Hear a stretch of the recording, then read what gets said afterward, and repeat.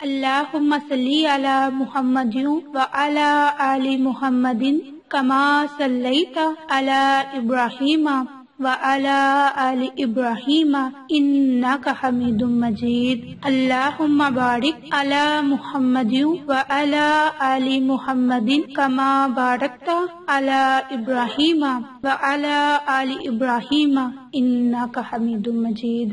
اللہم صلی علی محمد وعلی آل محمد کما صلیت علی ابراہیم وعلی آل ابراہیم انک حمید مجید۔ اللہم بارک علی محمد وعلی آل محمد کما بارکت علی ابراہیم وعلی آل ابراہیم انک حمید مجید۔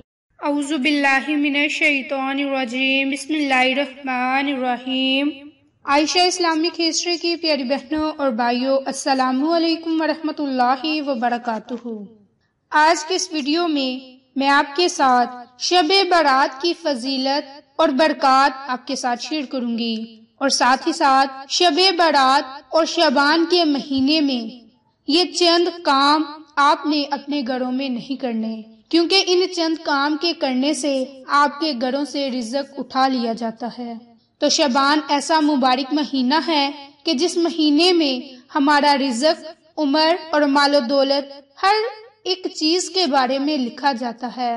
تو اگر آپ یہ چند اعمال اور یہ کام کریں گے تو آپ کے گھر سے رزق اٹھا لیا جائے گا، آپ کے گھر میں تنگ دستی آ جائے گی۔ اس لیے آپ نے یہ چند اعمال نہیں کرنے، اور آپ نے وہ اعمال کرنے ہیں جو آج کے اس ویڈیو میں آپ کے ساتھ شیئر کروں گی، اور ساتھ ہی ساتھ آپ کو یہ بھی بتاؤں گی کہ شب برات کی رات موت کا فرشتہ ہمارے گھروں میں کیوں آتا ہے۔ اس کے متعلق ہی آج اس ویڈیو میں آپ کے ساتھ شیئر کرنے جا رہی ہوں۔ تو میری پیاری بہنوں اور بھائیوں، میری تمام باتوں کو آپ نے غور و فکر سے سننا ہے، کیونکہ آج کے اس ویڈیو میں آپ کے ساتھ بہت ہی اہم معلومات شب برات کے متعلق شیئر کرنے جا رہی ہوں۔ تو شب برات 15 شعبان کی رات کو کہا جاتا ہے۔ اس رات کے استقبال کے لیے گھروں کو صاف ستھرا کیا جاتا ہے، اور صفائی کے ساتھ ساتھ سجاوٹ کی جاتی ہے، اور اس میں ایک یہ بھی ہے کہ فوت شدہ روحیں گھر واپس آتی ہیں۔ اس سلسلے میں پہلی بات تو یہ ہے کہ صاف صفائی، یعنی کہ اپنا جسم صاف ہو، لباس صاف ہو، گھر کی سب چیزیں صاف ہوں، بلکہ اسلامی تعلیمات میں اسے اہم جز قرار دیا اور مختلف طریقوں سے اس کی ترغیب دلائی۔ 15 شعبان کی شام آنے سے پہلے گھر کی صاف صفائی، سجاوٹ کی تہ کرنی چاہیے۔ نصف شعبان کے دن کو لوگوں کو اجتماعی شکل میں قبرستان کی زیارت کے لیے جانا چاہیے، اور جا کر فوت شدہ لوگوں کے لیے یاسین کی تلاوت کرنی چاہیے، ان کے لیے توبہ استغفار کی دعائیں کرنی چاہیے۔ شب برات کی رات کا ایک خاص عمل یہ بھی ہے کہ شب برات کی رات کو عبادت کی جائے اور دن کو روزہ رکھا جائے۔ تو میری پیاری بہنوں اور بھائیوں، اب میں آپ کے ساتھ ایسے چند کام اور اعمال شیئر کروں گی جو کہ آپ نے شعبان کے مہینے میں نہیں کرنے۔ تو میری پیاری بہنوں اور بھائیوں، سب سے پہلا کام، آپ نے شعبان کے مہینے میں شام کے وقت اپنے گھر میں جھاڑو نہیں لگانا۔ یہ پورا مہینہ آپ نے شام کے وقت اپنے گھر میں جھاڑو نہیں لگانا، کیونکہ یہ صبح اور رات کا درمیانی وقت ہوتا ہے، اور اس وقت میں فرشتے گھر میں رزق لے کر آتے ہیں، اور اگر اس وقت میں ہم لوگ جھاڑو لگانا شروع کر دیں گے تو ہمارے گھر میں رزق کیسے آئے گا؟ اس کام کے کرنے سے ہمارے گھر سے برکت اٹھا لی جاتی ہے۔ دوسرا یہ کام کہ جب بھی کوئی مہمان آئے تو ہمیں منہ نہیں بنانا چاہیے، بلکہ مہمان کا استقبال کرنا چاہیے، اس کی خاطر تواضع کرنی چاہیے، کیونکہ یہ ایک سنت بھی ہے۔ اس کے علاوہ تیسرا کام آپ نے شعبان کے مہینے میں، اور اس کے علاوہ بھی آپ نے ٹوٹی ہوئی کنگھی کے ساتھ اپنے بال نہیں بنانے، اور شام کے وقت آپ نے بال نہیں بنانے، اس سے بھی بے برکتی ہوتی ہے۔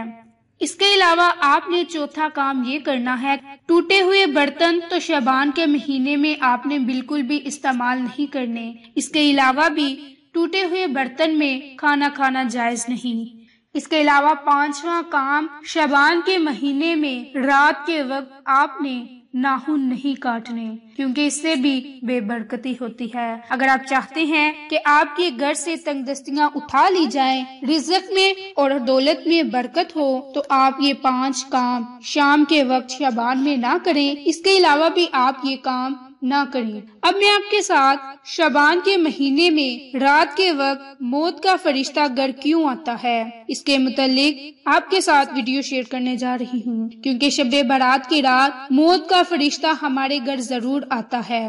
مولا کائنات حضرت علی شب برات کی رات نماز عشاء ادا کرنے کے بعد اپنے گھر کی جانب تشریف لے کر جا رہے تھے۔ رستے میں دیکھا کہ ایک شخص رضائی اوڑھ کر سو رہا تھا، تو حضرت علی نے جب اس شخص کو دیکھا تو آپ کے چہرے پر پریشانی کے آثار نمودار ہو گئے۔ آپ نے فوراً اس شخص کو بیدار کیا، کیا تو نہیں جانتا کہ آج کون سی رات ہے؟ وہ عرض کرنے لگا کہ آج 15 شعبان المعظم کی رات ہے۔ تو آپ نے فرمایا تو اس رات کے متعلق نہیں جانتا، یہی وہ رات ہے جس رات میں اللہ تعالیٰ اپنے بندوں کے گناہوں کو مٹاتا ہے۔ یہی وہ رات ہے کہ جس رات اللہ رب العزت اپنے بندوں کے رزق میں برکت پیدا فرماتا ہے۔ یہی وہ رات ہے کہ جس میں اللہ تعالیٰ سے جو سوال کیا جائے اللہ تعالیٰ اسے خالی اور مایوس نہیں لوٹاتا۔ آپ فرماتے ہیں مجھے قسم ہے اس رب تعالیٰ کی جس کے قبضے قدرت میں میری جان ہے۔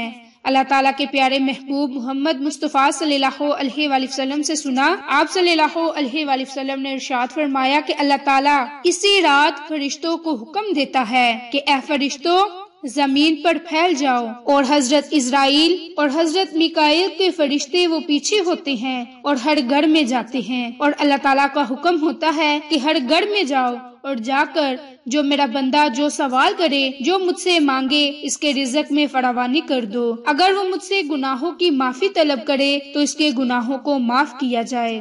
حضرت اسرائیل کو اللہ تعالیٰ فرماتا ہے کہ ہر گھر میں جاؤ اور جن لوگوں کی موت کا وقت قریب آ رہا ہے انہیں جا کر آگاہ کر دو کہ اے بندے تیری زندگی میں چند ہی سانسیں باقی ہیں، اللہ تعالیٰ سے معافی طلب کر لے، اپنے گناہوں سے شرمندہ ہو جا۔ تو حضرت اسرائیل علیہ السلام ہر گھر میں جا کر پیغام خداوندی سناتے ہیں۔ بہت سے لوگ اسے رد کر دیتے ہیں اور بہت سے لوگ اس سے استفادہ حاصل کر لیتے ہیں۔ تو جو لوگ رد کر دیتے ہیں تو ان کے لیے ہمیشہ ہمیشہ کے لیے پچھتاوا ہے، وہ ان کا مقدر بن جاتی ہے، اور جو کھڑے ہو جاتے ہیں، بیدار ہو جاتے ہیں، اپنے گناہوں کی معافی طلب کرتے ہیں تو اللہ تعالیٰ ان کے تمام گناہوں کو معاف فرما دیتا ہے۔ اللہ تعالیٰ ان کے گناہوں کو اس طرح معاف کرتا ہے جس طرح ماں کے پیٹ سے ابھی پیدا ہوا ہو، اس کے ذمے کوئی گناہ باقی نہیں رہتا۔